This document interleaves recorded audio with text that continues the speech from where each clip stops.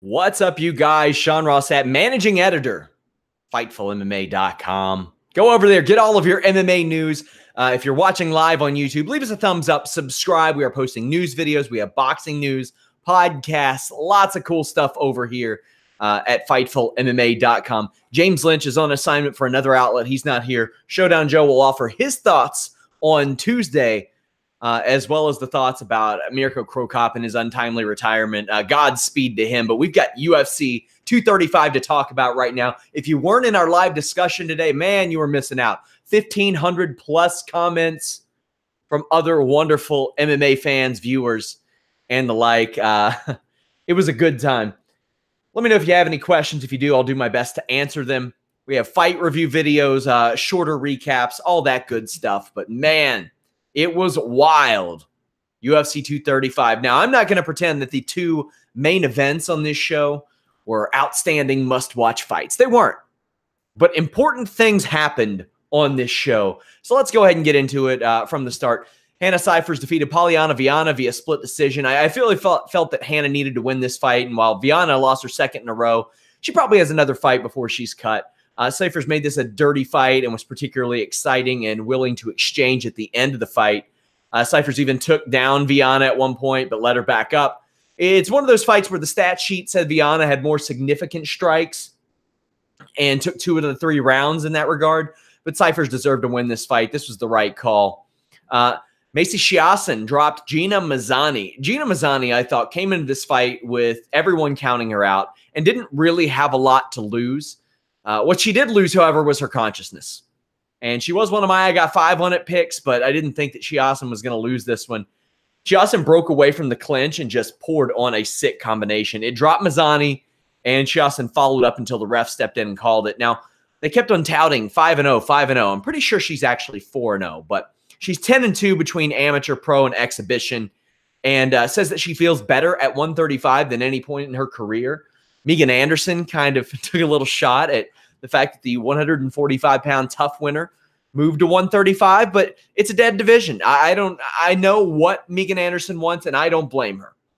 But 145 ain't happening. There's nobody there. Chiasson had to go to 135. And Joseph Boza says she admitted she has to run 30 miles a week to cut down to 135. She's about 170, 175 when she doesn't fight. Wow. Wow. When I hear that, I'm like, man, granted, I don't know how she's built outside of fight week, but man, she's 5'9", and Jessamine Duke was a 5'10", 5'11" that was making 135. Never had issues making 135.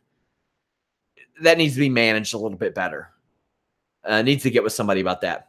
Edmund Shahbazyan defeated Charles Byrd with a sick elbow. You got to watch this fight. Byrd shot in and immediately got elbowed out of consciousness with the Travis Brown elbows, the Conor McGregor elbows, so to speak. McGregor did use them before in Cage Warriors. Edmund moves on to 9-0, but I don't know if even 9 people were in the crowd to see this fight.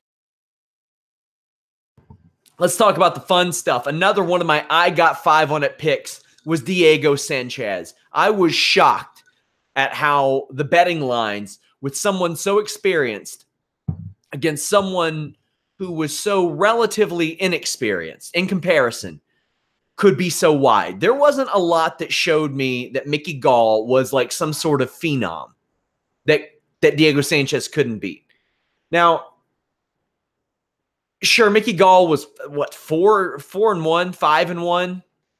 Yeah, he was 5-1. He beat George Sullivan and Sage Northcutt, and those were good wins. Those really were. But there has not been a lot that I've seen out of him that I thought, you know what? Diego Sanchez can't handle that. This is Diego's 28th UFC fight.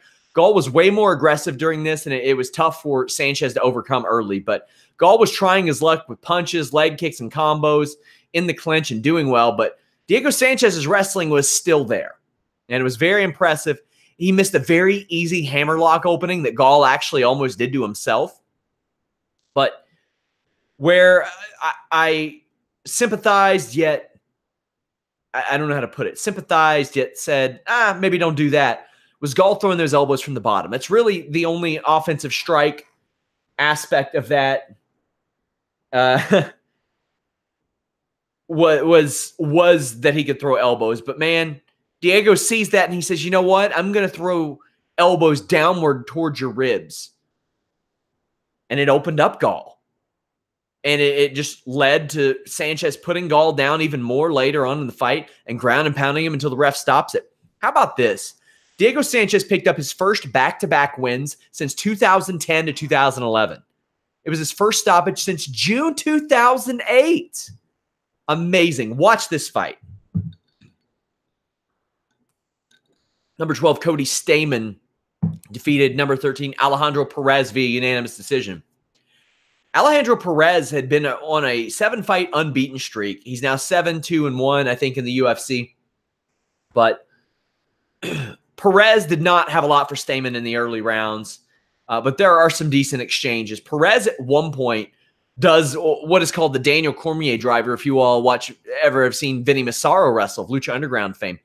It's that Daniel Cormier slam where you do the high crotch and then you turn them inside out. I love it. And legitimately, Vinny Massaro's move that he does there, it's one of my favorite in wrestling history. It is unbelievable. It's a must-see. Even that's not enough to overcome the pressure of Stamann. Stamann has won 3 of 4, but all by decision, so I would not expect him to get off the prelims anytime soon, even if he's on an ESPN card. Bantamweight division's wrestler heavy. I look at that division, and I'm like, man, you got Marlon Moraes. He's ready. Good. We'll talk about Garbrandt and Cruz a little bit later. You got Aljamain Sterling. That's nice. You want him on the right track. Peter Yan's looking good too, but there are not a lot of big prospects that come out and scream, wow, put them on a main event. Not a lot. I'll tell you who is screaming, put me on a main event, Johnny Walker, even though he's got a dislocated shoulder. So this was a huge fight for Walker and Cirkunov both. Walker winning this launches him into a top 15 or top 10 fight in the division, as he's number 15. Cirkunov was number 14. And Cirkunov needed a win to stay relevant. Cirkunov did not win. He threw a kick early on that looked like it hurt Walker, but there was just this nasty flying knee that connected. I've got the highlight up on YouTube right now. It's just brutal. Immediately crumbled Cirkunov. Walker finishes up, and then he does a flat fall into the ground on purpose and dislocates his shoulder. And he's got this special kind of charisma. He's so happy. He's so special. This is a future John Jones opponent. Do I think he's the next one? No, I don't. But this is a future John Jones opponent. Now, this division can afford a prospect being picked off. Well, why is that? Because they got several. They got Dom Reyes. They got Corey Anderson, who's kind of there. Anthony Smith just lost. He can fight anybody. I wouldn't hate to see Johnny Walker fight Anthony Smith next. Wouldn't hate to see it. Then you could easily say, okay, Johnny Walker beat the guy who just competed for the title. Let's go ahead and throw him in there. I don't know how much more ready Johnny Walker's going to get by the time that they eventually give him this title shot. He's 17-3. He's not new. He's been fighting for 5 years. So this isn't like some guy who's like 4-0. And in my estimation, Thiago Santos should get the next shot. Our boy Nikita Krylov fan was here watching the show with us, and he said, well, maybe they can run back Anthony Smith and Thiago Santos. And I said, whoa. Daniel Cormier's not coming back to light heavyweight. Alex Gustafsson just got beat. Anthony Smith just got beat. Volkan Ozdemir can't win. Jan Blachowicz can't, or just lost. It's not going to be Anderson. It's not going to be Reyes. Thiago Santos has earned that spot. He has a win over Anthony Smith. Thiago Santos is putting people away. He just beat Blachowicz. He beat Manawa. He beat Anders, who's probably going to be a pretty decent light heavyweight. I love this light heavyweight division. This light heavyweight division is far better than anybody is giving it credit for.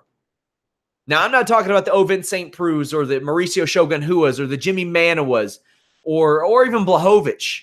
or Gustafsson or Cormier. I'm talking Santos. I'm talking Dom Reyes. I'm talking Johnny Walker, Ian Cutelaba. I like these guys. When I look at the way that this UFC division, Jim Crute, I like the way that he's looking so far. Stasic, I'm liking him too. There are about 6 or 7 guys that I look at and I say they could be good, or they are good. And I like the idea of Santos against John Jones next. John Jones wants to fight soon. Good. Santos is the wave. That's the way to go. Throw them together. Do it in May or June if he's good to go. Number 13, Zabit defeated number 6, Jeremy Stephens. This was not a great fight. This was a glorified sparring match that had some spinning shit in it. Jeremy Stephens gets hit right in the heathens. Good ball punch or ball kick there. Zabit continues to win. At this point, I think you got to give him a top 5 opponent. There's not a lot for me to break down. This was Zabit doing what Zabit did, and it's time for him to get a top 5 opponent. Now, the future of the featherweight division is called into question here. Brian Ortega just lost. Frankie Edgar is always around, so to speak. He still exists, but hey, he got a win over Swanson, so he's still up there. Jose Aldo wants to retire, so he says, at the end of the year. So do you put a Zabit in there with Jose Aldo? Do you hope that Jose Aldo loses? And because he's probably fighting in Brazil next. Do you run Zabit and Jose Aldo in Brazil? I could see that headlining a show. Probably not going to be the desired result that Brazil wants, but hey, given Jose Aldo starching Moicano, I'm not writing him off. In fact, I might pick him to win. He's got some outstanding defensive wrestling, even at this stage. Throws some great leg kicks, can exploit a lot of holes that Zabit has. I don't think you put Zabit in there against a Moicano who's coming off of a loss. I don't know what that does. You know who I wouldn't hate on a co-main event along with Zabit? Well, I wouldn't hate Volkanovski in there. Don't know the plausibility of such a thing, but Volkanovski also wanted to fight Aldo, says Brownsworthy in the live chat. New waves coming, guys. There's a lot of exciting prospects. If you all listen to my picks, I picked number 9, Pedro Munhoz, to beat number 2, Cody Garbrandt. The Naked Gambler said it's like somebody on Twitter dared Cody to drop his lead hand and throw his face into his opponent's counter right, and he's been doing it for 3 straight fights. Yeah. Munhoz dropped down for a leg lock early on but couldn't get it. Garbrandt had great speed and I thought really good footwork, but Munhoz got in, landed his leg kicks and a nice combo. Garbrandt started to move much slower, and Cody got cracked, and then he did what I thought he should have done. He lured Munhoz into a slugfest. However, didn't work out for him. This was awesome to watch. It was not awesome for Cody Garbrandt's career because it is the story of the last 2.5 years of Cody Garbrandt's career. Him finding himself into situations, working himself into a shoot, so to speak. He's now riding a 3-fight losing streak, all because he drops his lead hand and abandons defense. Munhoz has won 7 of his last 8 fights. They got to get they got to get a big name opponent for Pedro Munhoz. Well, obviously, the man's got to be a top 5. And if it's not Dominic Cruz, I don't know if he's going to fight again. I don't know when he's going to be good to go. I don't think it could be a Sun Sao. A Sun Sao just lost. I'd go Aljamain Sterling. Even though that's sliding down in the rankings, Pedro Munhoz is the truth. Pedro Munhoz is very good. When I looked at Cody Garbrandt's skill set, I said, man, he's awfully susceptible to that overhand right. And I don't think he's going to try to take down Pedro Munhoz despite his skill set because, one, why would you? Why would you take down Pedro Munhoz? You want to get knee barred real bad, I guess. So, for as dumb as it was for Cody Garbrandt, he is a traditionally impatient fighter. That's the Cody Garbrandt we know, or at least the Cody Garbrandt we've known in recent years. And that's the Cody Garbrandt that showed up tonight. That's the Cody Garbrandt that has lost 3 straight fights. It's the Cody Garbrandt that has not won since 2016. Now, this was not the Cody Garbrandt we saw in the Dominic Cruz fight. That was him at his peak. Unfortunately, that peak's gone. And at 27 years old, it's wild to think. Usually, it doesn't happen. Now, can Cody Garbrandt get back to the mountaintop? Well, I don't know.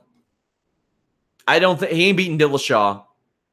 I think he could beat Munhoz if he went back to the drawing board and had a 3-round fight. I think he could outpoint Munhoz in a rematch, but I don't think he's getting that anytime soon. I'd probably have him fight John Lineker, John Dodson. I think that's the right way to go at this point. You got Garbrandt. You can throw him against Lineker. That's a hell of a co-main or a main on an ESPN thing. Joseph Boza says, I think Dominic will fight once he gets a shot at TJ. For what? Why does Dominic Cruz deserve a shot at TJ? I don't see it. I'm looking at the next time that Dominic Cruz fights, it'll have been 3 years since he got a win. Dominic Cruz has, let's see, in the last 8.5 years, Dominic Cruz has a win over one person that is in the UFC right now. One fight, that's TJ Dillashaw. As things stand, Dominic Cruz has wins over 2 people on the current UFC roster.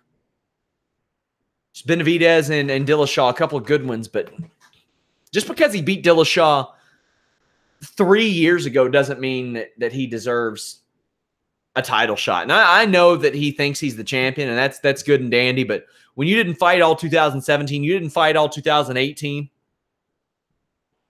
and there's a Marlon Moraes there, there's other people in the way. This is one of the great one-round bantamweight fights of all time. Watch this fight. Weili Zhang defeated Tecia Torres. I thought Tecia Torres was going to be too much. This was an odd fight to put on the pay-per-view. Not a bad fight by any stretch. Just odd that they had this on the fight, on the card, the pay-per-view card, considering I figured they would want Zhang seen by a wider base. Torres has really good footwork and stifles Zhang with kicks. The first round is back and forth with both women finding success on the top, but Zhang finishes the fight on top, smothering Torres and racking up points. Time for her to get another big name as well. I mean, Tecia Torres was a damn good one. You want to talk about out of the frying pan into the fire? Is that the old saying? That was Tecia Torres. I thought Tecia Torres could have been a top star in this division, but I see Zhang getting another top 10, maybe Esparza, maybe Gedalia. Wide open for her. Did a really good job separating the action. She went to the body of Torres an awful lot with kicks. I thought that was excellent. Really excited to see some more of her. Boza says, I agree. This was odd to place them on the main card. I wonder if Tecia leaving ATT to move to Denver with Rocky has affected her fighting career. She's lost 3 in a row. Could she move up to 125? Man, she's going to have trouble at 125. She is small as is. She gets in there with some of those big girls at 125. Like, I think you all underestimate against a Caitlin Chikagan, that's a worst case scenario for Tecia Torres. When I see Tecia Torres, I'm like, all right, she's still got a little bit of name value. I wouldn't release her if I was the UFC. What can you do? Can you run back the Watterson fight? No, it's happened. Maybe she's fought Herrig before too. Maybe a random Marcos, but that happened on Tough too. She's fought everybody. Well, Ben Askren hasn't fought everybody. In my opinion, this fight needs to be run back. He headlocked Robbie Lawler, number 6, to a technical submission. Askren shot in immediately.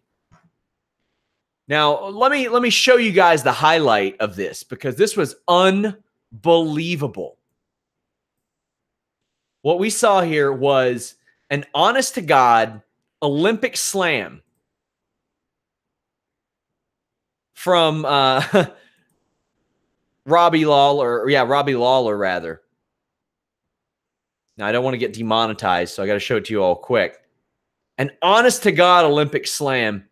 And then what happened to follow up was some sick ground and pound from Robbie Lawler. I thought that Askren was knocked out, to be honest with you. I was very shocked to see Askren survive this. I thought maybe he went out for a split second twice. Askren does survive and manages to land a side headlock. It wasn't a bulldog choke per se. Lawler's hand did go down. If you're in that position, you have to know better than to let your hand go down like that. But Herb Dean checked on it. Lawler raised it up, but it just wasn't enough for him. And immediately he said, man, I'm sorry. Now, I saw a couple people saying, oh, Askren title shot. No. Run this back. This is the co-main on whatever the next title fight is. It's going to be Covington and Usman. Askren, Lawler 2. This is a storyline. This is ready-made. You had Lawler threw one of the best Olympic slams I've ever seen. I've seen hundreds of them, maybe thousands at this point. Somebody says, I'm surprised Askren was stopped, but the TJ Cejudo fight was stopped early. No, it wasn't. No, it wasn't. There was like 20 unanswered punches there. This was a guy who was not out being perpetrated as out. Now, that being said, what he did was not intelligent defense either. Now, as that pertains to all things considered, a top 10 UFC fight, I think you let that one go until somebody taps. I don't think his jaw was in danger of being crushed there, even though it was across the jaw. I wouldn't call it necessarily like the worst decision ever. What I saw was Lawler's hand go flat, Herb Dean check on it, and he had a reactionary thing. He was looking to protect Robbie Lawler. However, what he did was cost Robbie Lawler half his purse. You have to watch this fight. It is outstanding. They have to run this back, and they have to run it back ASAP. Not necessarily ASAP. Undercard, Usman, Covington, co-main, Lawler, Askren. If somebody falls out of that main event, bam, you slide one of these fellas in there, preferably Askren. There you go. I would put another high-level welterweight fight right underneath that too, just to preserve your co-main event. This is a damn good fight. And a lot of respect to Robbie Lawler. A lot of respect to Robbie Lawler because a lot of people would not have been happy about this, but I think he knows he's probably getting that rematch.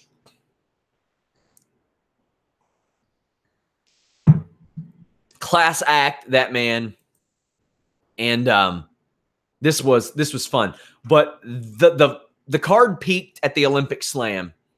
The card, in my opinion, from a quality standpoint, was downhill from there.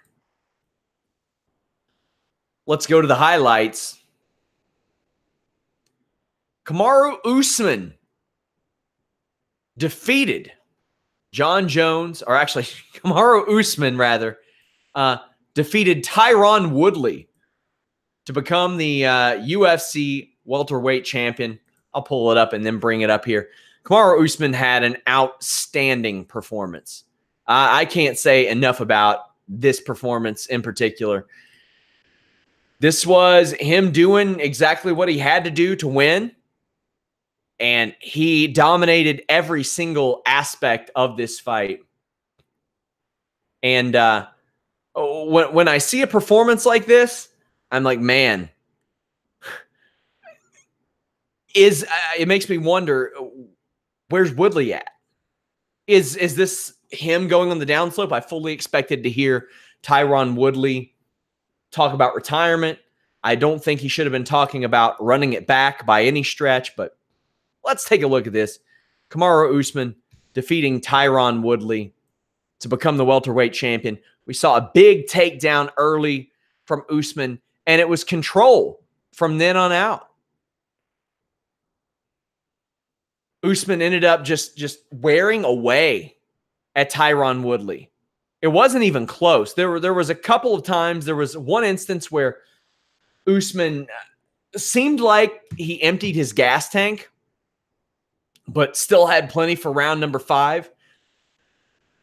I saw the fight metrics and all that and all the stats, and I was like, man, I saw that they said that Woodley landed like some amount of strikes, and I'm thinking, where?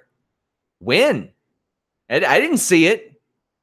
This was a molly-whopping of epic proportions. I did not ever expect to see Tyron Woodley big brothered like this, to the point to where I'm a little stunned. Colby Covington was outside the cage watching on. I bet there's going to be some good shots of that. The only qualm I have with Usman was he was begging to get guillotined all night long. And I don't know that Colby Covington doesn't guillotine him from some of those positions. But Woodley wasn't able to pull it off. Usman had really wailed away at the end of round 2 as well. And again, all respect to Woodley, but no thanks on that rematch talk. Get in there with somebody else, work your way up, somebody else named not named Wonderboy Thompson. And now this opens up Woodley to some other fights. Woodley and Ponzinibbio, maybe. Cool. Covington is next. Goes after Usman on the way out. Dana White confirms as much after the fight.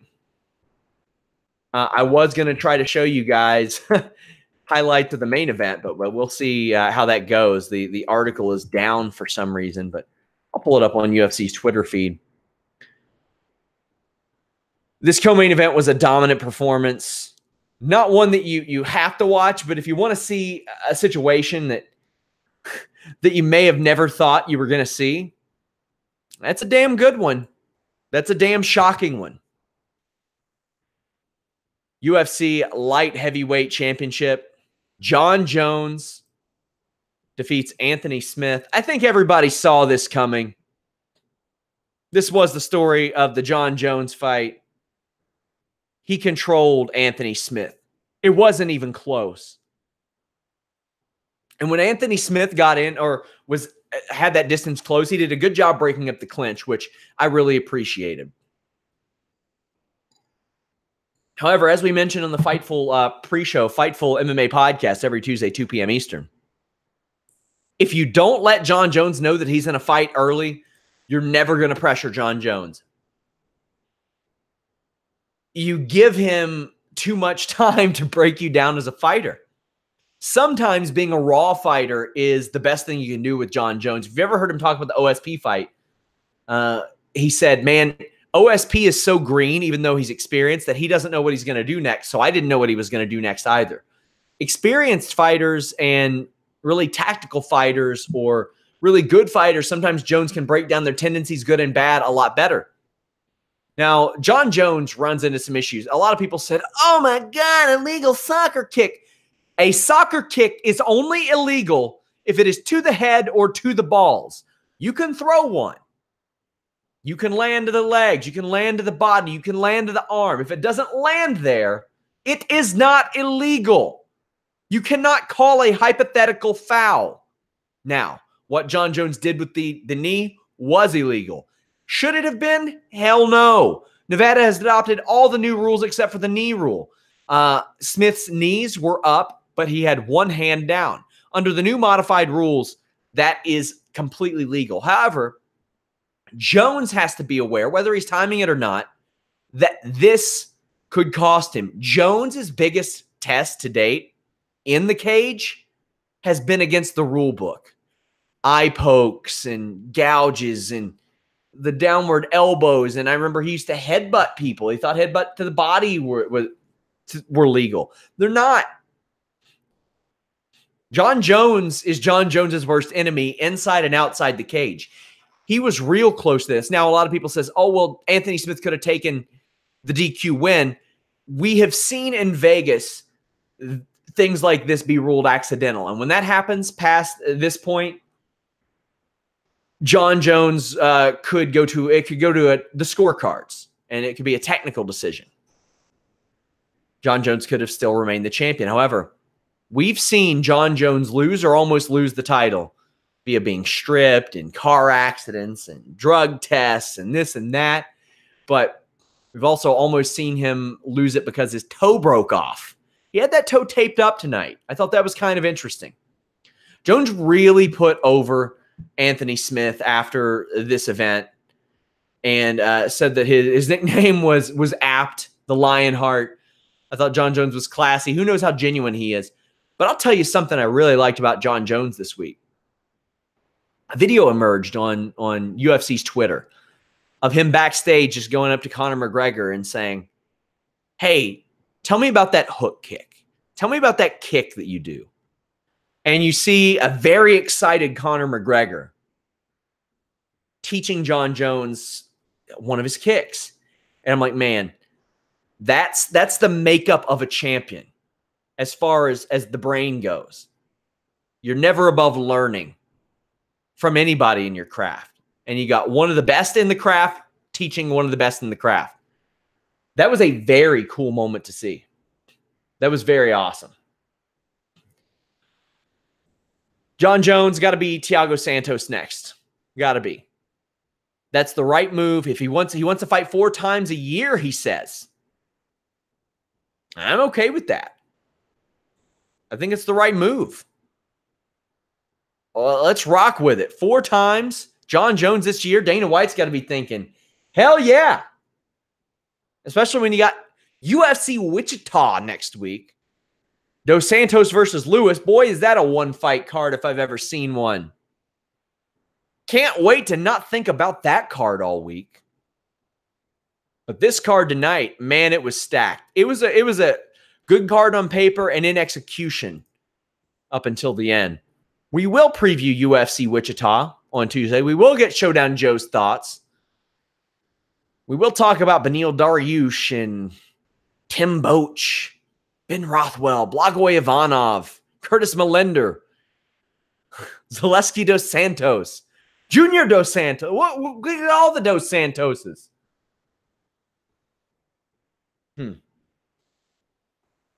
Joseph Boza said, did this card make up for the crap at UFC 232 when Jon failed that test? I feel like that's why he took the fight on such a quick turnaround. Barely 2 months.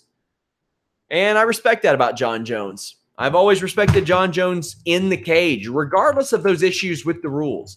I've always had a great amount of respect for Jon Jones in that regard. And I admire the fact that he's not chasing a super fight.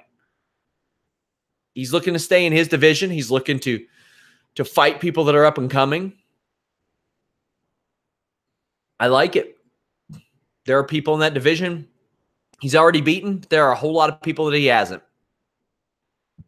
Among those top 15s that he's beaten, Shogun Rua, Alexander Gustafsson, Glover Teixeira, Ovin St. Preux, Daniel Cormier, Anthony Smith. That's 6 of them.